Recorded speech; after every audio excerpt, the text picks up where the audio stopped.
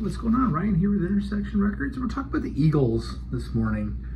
You know, the Eagles formed in 1972 in California, formed by Glenn Frey from Detroit, Don Henley from Dallas, Texas area, Randy Meisner, from Nebraska, and Bernie Ledden, guitar player, from Florida.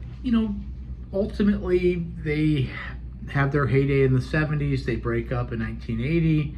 They reform in 1994. When they reform in 1994, they kind of reestablish the market on what concert price tickets go for.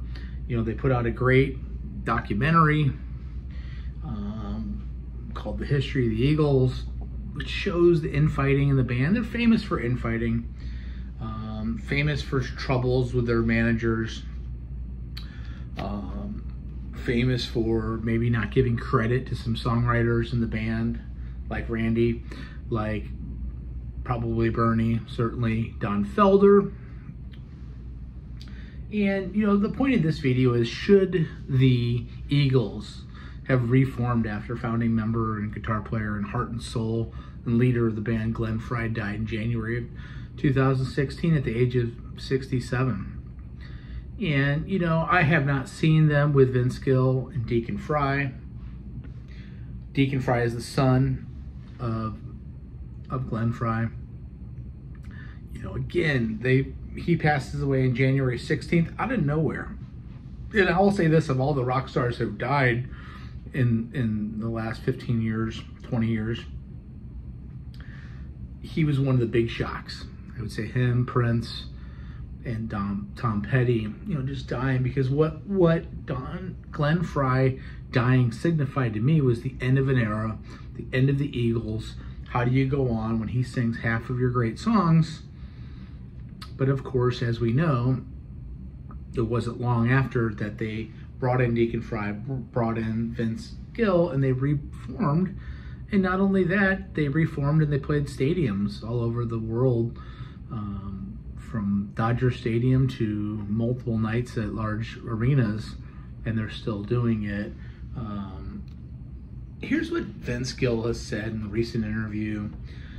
Just gratitude that I was the guy they decided to work with, Gill said after joining the group, because Glenn was a great friend, and in my heart I wish I wasn't doing it, meaning that Glenn would still be around to do it himself. He did say those songs deserve to live as long as they can. And I've talked to buddies that have seen them. For a long time, the Eagles show not only propped up with great songs, but Joe Walsh's guitar work really sets the night off. Of course, he's still there. Timothy B. Schmidt's still there on bass.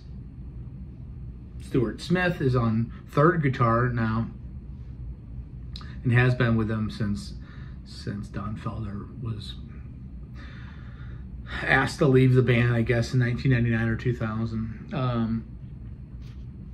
Is it a money grab? And that's what Don Henley was asking himself after Glenn died. He died,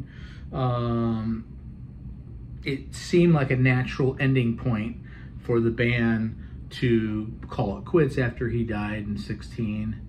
And Don said this: I don't see how we could go out and play without the guy who started the band. It would just seem like greed or something. It would seem like a desperate thing.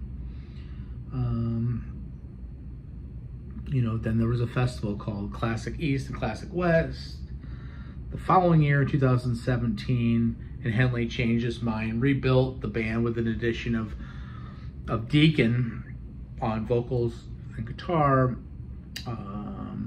And then, of course, the last piece of the puzzle was adding Vince Gill, who had been, famously in the Pure Prairie League and had a big hit with Let Me Love You Tonight in 1980. He also had a great solo career and a fantastic guitar player. I don't know. I don't know. I think it makes people happy. And I say that a lot on this channel. If it makes people happy, then maybe it should be done. what is Don Henley supposed to do? What are these guys supposed to do with this monster machine that they've built? And one guy passes away, even at the most as important as Glenn Frey is, you still have Don Henley and Joe Walsh and Timothy B. Schmidt. You can add people and make it, you know, somewhat whole again. I like to think that, you know, Glenn Frey is irreplaceable. You really can't do it the same way, but I don't think the public cares. You know, I was just talking to a guy at work. He just went to a sold-out Creed concert on Friday night in St. Louis here, and I was asking him. I said, how many songs did you even know? He said 5 or 6 songs. I said, was that enough? I said, how much did you spend? He said $80.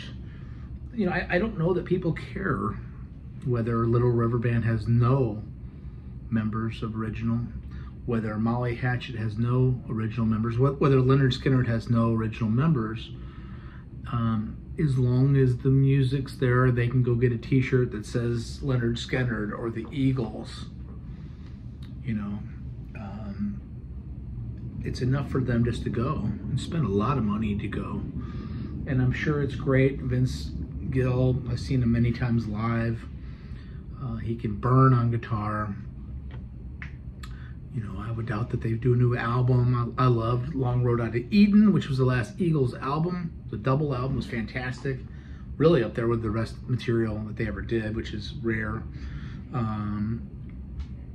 You know, Vince Gill sings Tequila Sunrise and New Kid in Town and Take It to the Limit and Lying Eyes, and he's putting his stamp on this music. It's not good enough for me, I don't think. I will not pay to see them. But it's within discussion here. Maybe you can put some comments in the link below or comment section below whether you think that the Eagles should have reformed in 2017 after Glenn had passed away the previous year. You know, I don't care one way or the other. I could take it or leave it. I'm not going to spend money on it because I saw the Eagles 1994 and 2001, and even on their 40th anniversary tour, which I will say that Glenn did sound a little bit weaker vocally than he had in the past, and we were all shocked when he passed away. Those are just my thoughts here on a Monday about the Eagles reforming. Check out my channel. We do shows every day. Peace out. See ya.